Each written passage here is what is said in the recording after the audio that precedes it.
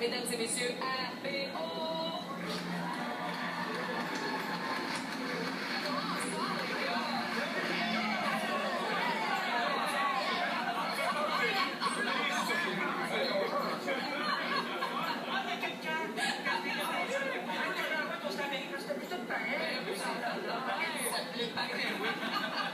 Les gars, on est vraiment super contents de vous avoir avec nous autres sur le plateau ce soir. Puis quand on a su que RPO allait venir ici, on a demandé au public de cette neuvième semaine quels sont les sketchs les plus mémorables de tous les temps de RPO, selon notre public. Okay? Et voici ce que ça donne. Oh.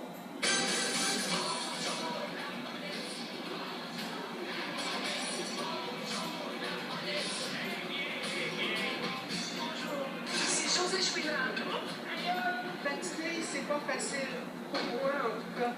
Mais j'ai un beau sourire et de beaux cheveux. Utilisez le prépuce. Il ne vous laissera jamais tomber.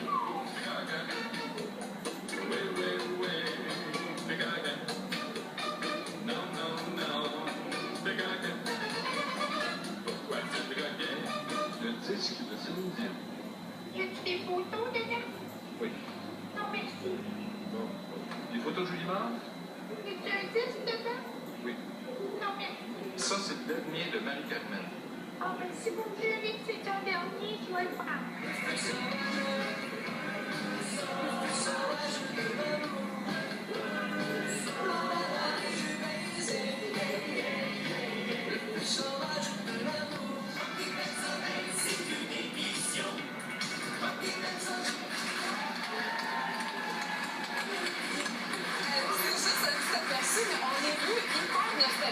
En réunion, on se dit, ah mon Dieu, te rappelles-tu de ce sketch-là? Puis on se rappelle, moi j'étais en 6e année, j'ai regardé tes QS. Alors que tu autres, on a dit, c'est qui jouait là-dedans? On dit, t'en rappelles-tu? On dit, non, Mais quand vous revoyez ça, vous autres, c'est quoi qui vous revient en tête la première affaire? Parce que pour nous, c'est très nostalgique. Là. Ben, c'est nostalgique pour nous aussi. On s'est connus à l'université, on avait 20 ans, même pas.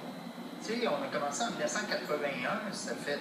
Au 20e siècle, c'est ça. 4 ans cette année, tu sais. C'est nostalgique pour nous aussi. Sans même savoir, en fait, sans même penser qu'on allait faire quelque chose avec Rocky Baldureil. Quand Rocky Baldureil a commencé cette émission de radio, on se ramassait le vendredi soir, on niaisait, on avait du fun. Il n'y avait pas de but au bout. Le but, c'était de finir la première. C'est mon stade de radio, j'ai eu 3 crédits pour ça. Ça devait durer 13 semaines, ça a duré 15 ans. Moi, je pense à tout le travail qu'on a mis là-dedans. Écoute, on était 7 jours sur 7 ensemble. Mais je regarde ça aujourd'hui, là, vraiment, les heures qu'on a consacrées à ça, c'est vraiment beaucoup trop. C'est des semaines, même des mois. Pas juste des heures, oui. À un certain moment, l'émission de radio s'était terminée, puis Guy avait rappelé chacun des membres en disant « Ça tente à tout le monde, sauf à toi. Est-ce qu'on fait une autre saison de radio? » Fait qu'on était tous revenus faire une autre année à 5BL. Donc, c'est peut-être la 3e année de Rocky Baldureil. Tout à fait 70 tours de bête. Oui, il nous a permis d'être ensemble pendant 30 quelques. Wow! Mais c'est drôle, juste avant d'entrer en ondes, je vous posais la question parce que ça fait 34 ans que vous êtes ensemble. Est-ce que vous réalisez que vous êtes encore là, que vous allez faire le Centre Bell l'été prochain, et que vous avez fait l'été passé le spectacle devant 100 000 personnes? Ça vous fait quoi de prendre conscience de ça? Ben ça, c'est une cloche à 100 000 personnes. Oui, hein? Oui. Moi, j'étais sûr qu'on était rempli le carré. Tu sais, c'est 40 000 personnes. Je me disais, d'où bien rester 40 000 has-been, boomer, nostalgique. On va remplir le carré. C'est gratis. Il y avait du monde jusqu'à Cherbourg. Il y avait des gens qui regardaient sur l'écran de côté. On a capoté. Puis moi, ce qui m'a marqué, c'est que Rocky Baldureil avait fait son dernier spectacle avant celui-là, en 1991. On avait joué devant, à certaines reprises, peut-être 13 000 personnes. Ça avait été notre plus grande foule. Puis là, 20 quelques années plus tard, on se ramasse à jouer devant la plus grande foule qu'on n'aura jamais eue. Et c'est ça que moi qui m'a frappé. Et là, il va y avoir 100 000 personnes. La fois d'avant, il y en avait peut-être 2000. Et entre les deux, il y a eu 20 ans que tu n'as jamais fait de spectacle. Ce qui avait de spécial, c'est que moi, je me souviens de notre entrée sur scène, c'était l'été dernier. Puis à un moment donné, il y a un bout où je me suis senti aussi dans mon salon. Je dis qu'il y a des réflexes de scène. Je me suis dit, mon Dieu, ça fait 20 ans. Ou tu sais, on a fait des spectacles. Puis on s'était dit, hey, on est rendu vieux, on va faire des chorégraphies de coudes puis de sourcils, on bougera pas trop. Écoute, le show a débuté depuis 2 minutes, je nous regardais aller. Les petits jeunes. Dans la répétition de l'après-midi, il y avait une centaine de personnes. Puis moi, je fixais sur les casquettes. Bruno.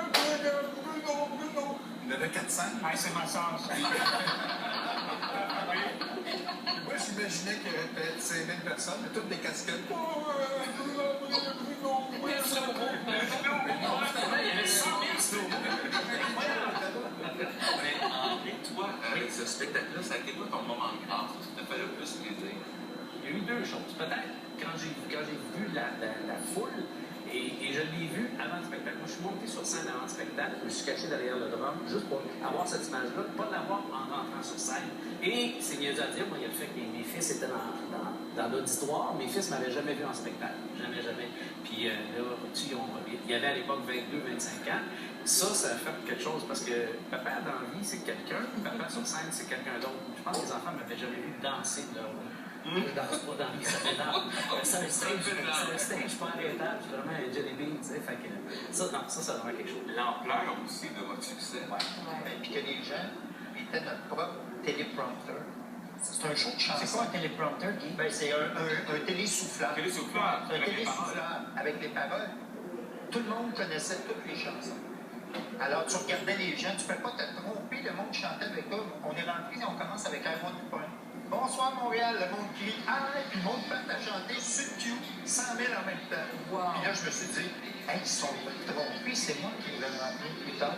Alors, tout le monde a chanté en même temps. C'était bien touchant. Bien touchant, puis ça nous a donné le goût de le faire parce que c'était pas prévu. On devait le faire une fois, fini. Puis après ça, Gilbert Rozon, après le show, c'est lui qui était le producteur, il dit alors, il faut faire ça, les gars. Aujourd'hui, avec des pilules, on peut faire plusieurs fois. Je suis devenu chanteur en me faisant des pages jaunes. Je me suis trouvé un tailleur. En me faisant des pages jaunes, j'ai regroupé mes carettes. Et dans un décor exotique. En me faisant des pages jaunes, j'ai un vedette qui a président. Les pages jaunes par Télédirect. Oh non, je ne comprends pas. La pub des DVD, de la télé, des bye-bye, des disques, est-ce qu'on peut dire qu'RBO vous a mis riche? Oh, Il y a un gros fret sur le ballon en ce moment. C'est quoi ça? Non, on a calculé, il y a eu flattement, on a calculé, puis c'est non, Ah non, hein? Un cinquième riche. Parce que vous pensez quand même que nous, on peut le penser. Je dis, mon Dieu, les gars, ils ont pas d'argent avec ça. Ben non, je pense qu'on a tous fait de l'argent plus après. Absolument. Tout le monde. Tout ce qu'on a fait dans les années 80, je te dirais, en termes de jeunes innocents qui voulaient beaucoup faire de la télé, tout ça, mais aussi tous les gens avec qui on a collaboré, le budget de l'émission n'était pas à la hauteur de ce que les gens voyaient à l'écran. Tout le monde s'est défoncé pour créer une série, je te dirais, qui avait de l'allure. Mais c'est pas là où on s'en est mis plein les poches. Je te donne un exemple. On venait de terminer notre 3e saison de télé. On a une offre ici de TVA qui dit on veut une autre saison. Et ils nous offrent un super beau contrat. On dit non, on va faire un disque de chansons. Eux autres pensaient qu'on voulait négocier. On était tannés de faire de la télé. On disait non, on a fait 3 ans, là, on va faire un disque de chansons. Oui, c'est ça. C'est pas du tout. Alors que les gens ont accepté ce contrat-là, c'est le gros contrat. C'est là que ça paye. Le contrat qui paye, c'est celui-là. Ouais, le directeur de la programmation à la TVA, il avait dit à notre gérant OK, c'est quoi, là, vous voulez juste renégocier, là, combien vous voulez? Ben non, puis lui, il expliquait non, ils ont décidé de faire un disque de chanson. C'est un disque de chanson qui vient, c'est-tu tabarnak? C'est un investissement à long terme parce que les chansons, on les fait aujourd'hui. Je veux vous parler de votre rituel avant de monter sur une scène. Il paraît que vous en avez un. Ça me fait rire. C'est quoi votre rituel?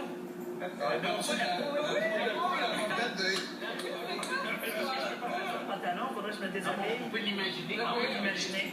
Il y a la chanson, puis il y a la chanson Ringo. Oui, il y avait la chanson de Ringo. Madame, mais la poule, c'était avant de me costumer en feu sauvage. Donc j'avais mes bottillons de feu sauvage et j'étais en bobette, finalement. Et là, je faisais la poule pour le plaisir de mes camarades.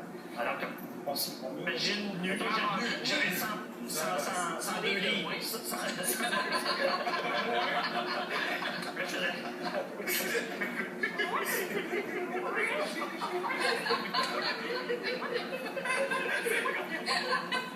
Puis on la lit encore. J'ai fait de plonger sous barrette avec j'ai eu un faux Puis ça, moi, j'ai pas ça. Puis il dit, avec son bac, il dit, encore des life finish page.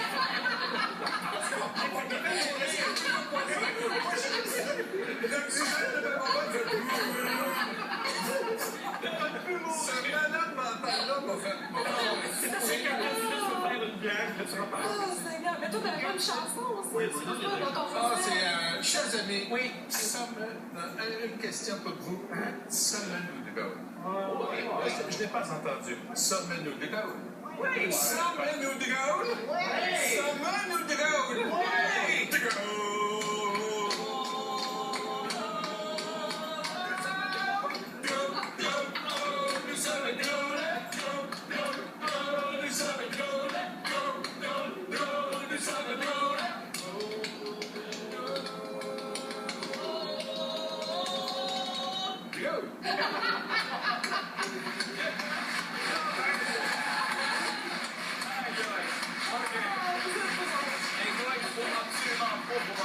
Des oreilles de tunes au centre Pas juste les tunes, ça va être drôle.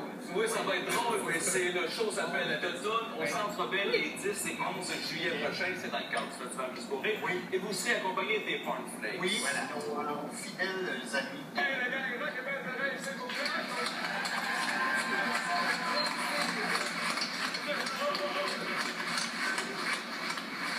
Et les gars, c'est pas tout, on a une surprise.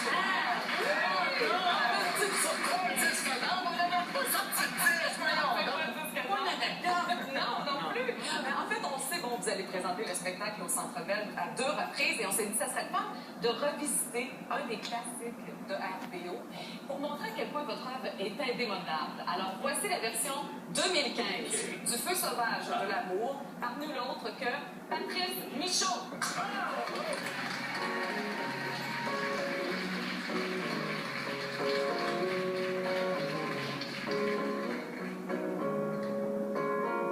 Chérie, chérie, quand t'es rentré